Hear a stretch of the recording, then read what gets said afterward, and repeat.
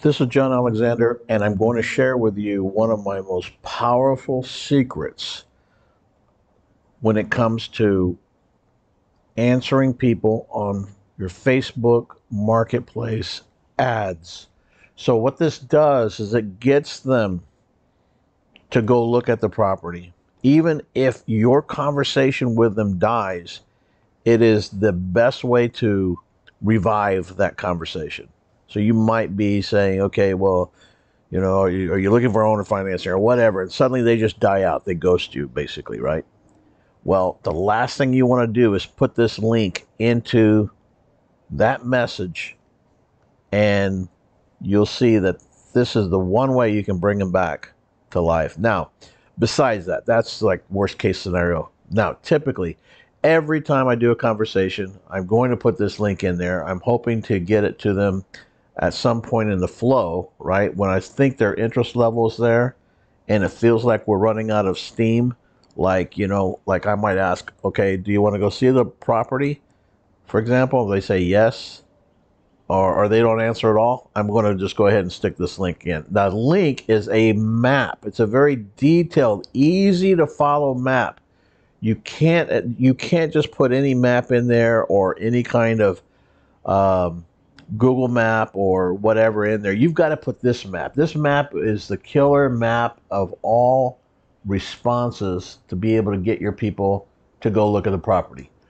Because what it does is it details out and shows them exactly how to go from, let's say, Houston, Texas, directly. They can drive directly to that. They have it on their phone. It's easy to follow. They can do it even if they find themselves out and about the next day and they say, hey, wait a minute, I remember the map. I'm just going to open it up, and they can actually travel now to your lot and take a look at it. So that's how powerful this is. Now, every time I do a listing, I create a map. Boom. But I don't put it into any listing or anything. You apply this map, you give them the map at the right time. So at some point in that conversation, you get to the point where you need to give them this map. All right, so let's find out how to make this map so you have the link to give them. The first thing we want to do is we want to go to My Places, Google Map. So do a search for My Places. Already got it kind of in there, so I'm just going to go. And I'm going to go down to the first link where I can see the regular Google. It says My Places Google Maps. That's it. Once here, you're going to click up here on the left on the hamburger. And then you're going to click Create New Map. So click the plus button. And then what you're going to do is you're going to go find the property. I'm just going to pick a random property and create a map for it. All right, so let's go to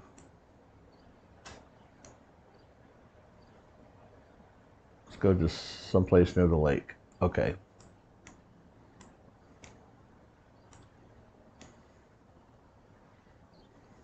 All right. Here's a vacant piece of property, maybe. So maybe this is the lot that we're selling, right? All right. Now, you can turn the base map on over here. And if this base map disappears, it's because they've put too much up here and you have to scroll down to get it. And we'll look at that a little bit later. But I'm going to turn the map on just for a second and take a look. All right, so without the map on, you can see you don't see any property lines. This is why you need to create this, first of all, in this format. That way, the property lines are there for the most part on most of your deals. So the very first thing we're going to do is we're going to take a pin and mark this property. That way we don't lose track of it. And you can name this, you can give it an address if you have an address, or you can say land for sale, which is, I do that sometimes. And if you have a photograph already of the property, maybe you did, maybe you've already done some Google work, to take a look at this and get some photos. You can add something there already like that, or maybe you have a close-up, right? Maybe a close-up type photograph. Let's say in this case, I have one, so I'm going to use that one. But you don't have to have anything here. It just looks nice. Okay, so that's what it looks like when they click on this button now and see this. I'll hit save. And now I'm going to um, go ahead and close this out because the edit stuff that I want to create the line around the property line is all done up here. All right, so the two buttons now that we're really going to use are going to be draw line, and then after that we're going to use add directions. All right, so we're going to go up here and take our line drawing, draw a line or shape. We're going to click once there, and if you get it stuck, like for example, if your map is under this thing, it can't work, or not, right now it's out of sight for me because I've got some recording devices on. What you can do is just click down one time left with your mouse button and push your photo up. So I'm going to push with my left mouse button. Well,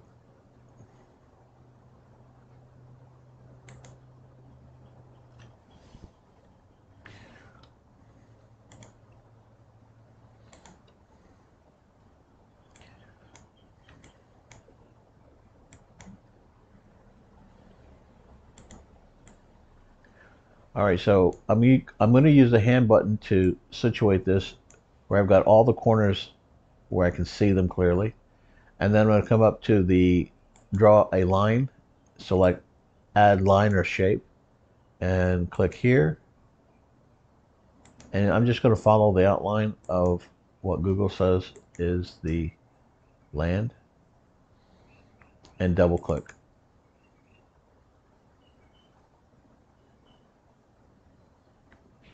Save.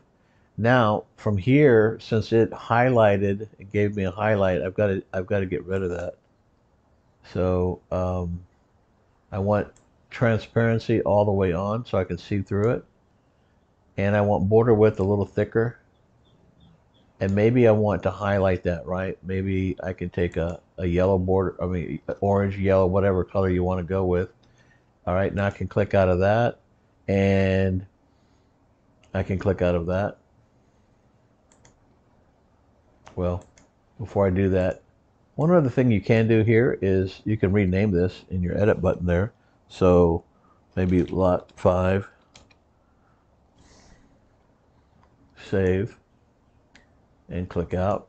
All right, so now we've got this. This is what it looks like. Now that we've got this, we're almost done. We want to go ahead now and turn on the base map and take a look and see what it looks like. All right, so here's our street, etc.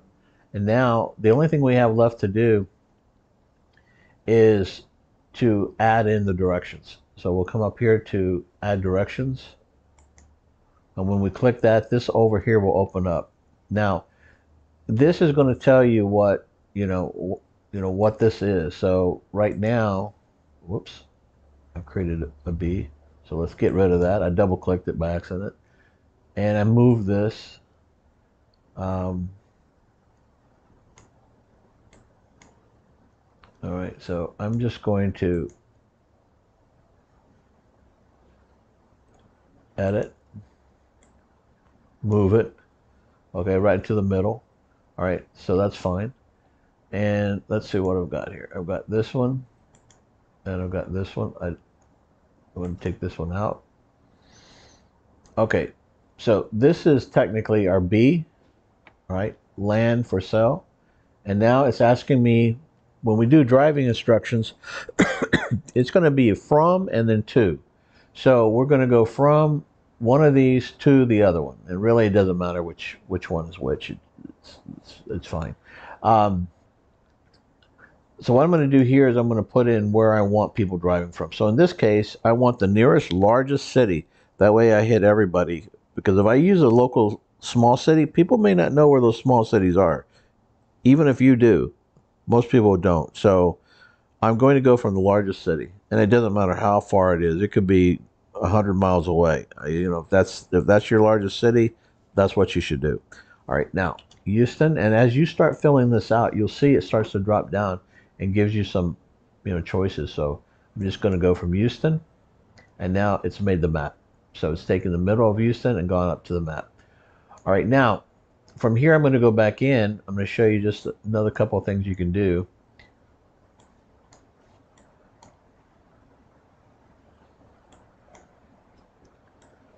Let's say that for some reason this this road was blocked or something, and you actually, or maybe a faster route might have been to come down here and come this way. So what you can do is you can take this left click on the B and start, and then pull it over here and drop it, and then click it again with your left button and bring it down.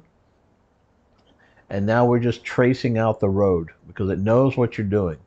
So now we can lead it back up to here, right? Might have to click there again, and then one more time to get it here with, oh, I could get it there close, but it's really defaulting out. But that gives you an idea of what you can do. Not that I would do that anyway on this one, but that's another way of creating a different drive experience for people. All right, so now we've got the map done, we've got our outline, and this is why this is so powerful. When you give somebody this link, this is what they're going to see. So what we want to do is, it's finally working now. Great. Okay.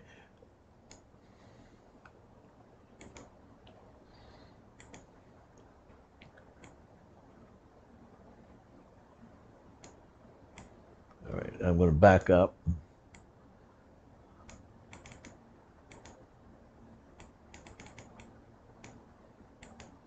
And this does happen too every once in a while. All right, go slowly back, tracing back, and that happens. So, all right, I'm going to click again, slowly back, and I can't work it. So what can you do? Well, you can delete it. So come back over here, hit delete, do it again. Houston. All right, now it should default automatically and go there. And I'm going to come in on a close-up when I do this because I really want people to see this, right? So now I'm going to have to draw it on out for them. All right, so that's it.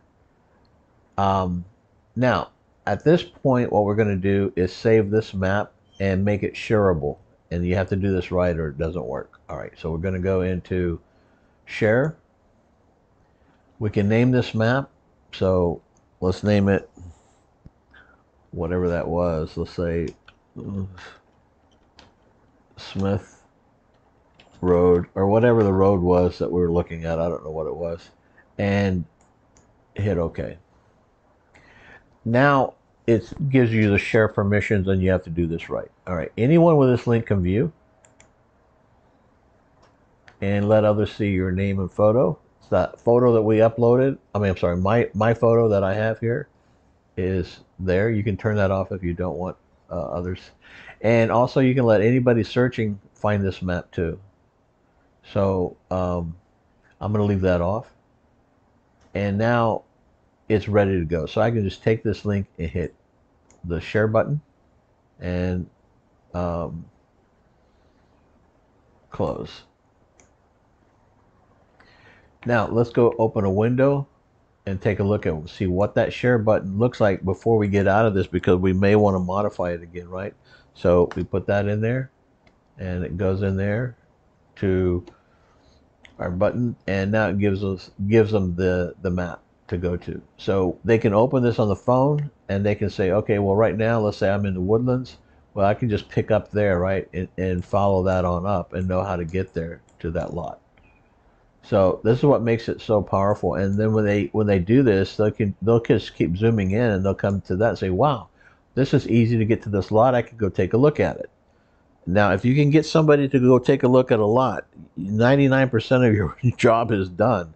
They sell themselves. You don't have to be there. You don't have to have a sign on the lot, nothing. because now they can use this to kind of formulate and figure out where this lot is at. They're going to say, okay, there's a house here, there's a house here, so it's going to be the land in between. They'll go over there, look at it, great. It doesn't even have to be perfect, all right? And obviously, the lot lines a lot of time are not perfect.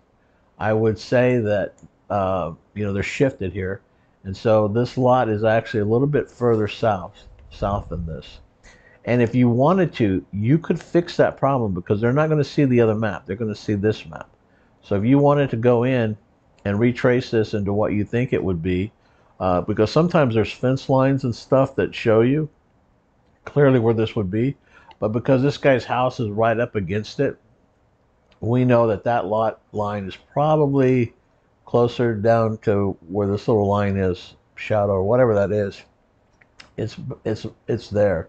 So you could go back in and redraw this way, and by kind of guessing off the existing line that's in the map and redraw it, and now you'd have a better base map for it. So we could go back up to line, and we could start. Let's say we see that over here, so we know that's not it. In fact, our whole line for some reason got toggled. So that was not Google's fault. That was the mechanics of what happened when we were doing this lot. So we can go ahead and delete this, right? Just click on it and delete that too. Cancel, trash, and now we can redraw the line.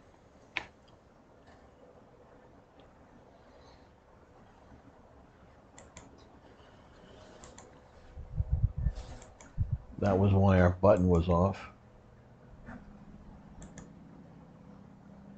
Okay, I always like these mistakes because this is where you learn, right? You learn how to make this stuff up, and repetition helps. So, lot 5, real quick, and then remember, while we're in here, this is where we have to take the style and edit. So our polygon is here, transparency. So we want to turn that off, widen up the borders, pick a shiny color. I think I can widen the borders a little bit more, and then exit out of everything. Oh, okay. So what happens, I clicked on it, left click, and moved the whole thing. So that's an easier way of adjusting, right? It's an easier way of adjusting this if you're offset. You do find your map is offset. You can just left click and move the whole thing there, which is nice. So I'll left click and move this. That doesn't move. All right, so I'm going to edit this and move this button back down.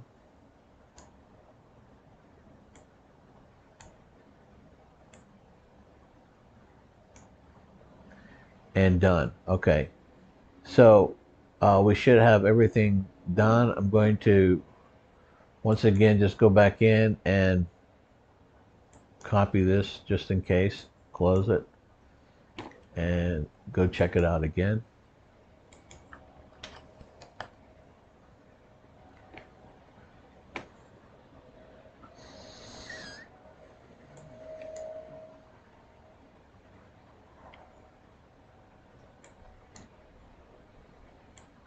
Okay, it all looks right. Now we're going to come over here. Now you can see the base map is gone. So just scroll down to the bottom. This is the scroll button. Just scroll down, hit your base map, down button, and click here.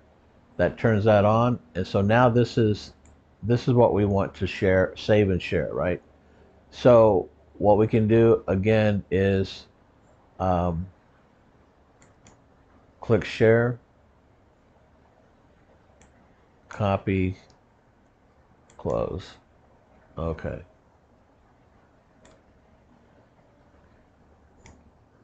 And we may or may not need to have done that, but I'm all about just do it if you have any doubt. Okay, so everything it looks good, and we're ready to put this link in there. So again, as you get into your conversation, you'll give them this link. They'll come to this map. This will be gone, okay? And they can go right to the property and take a look at it.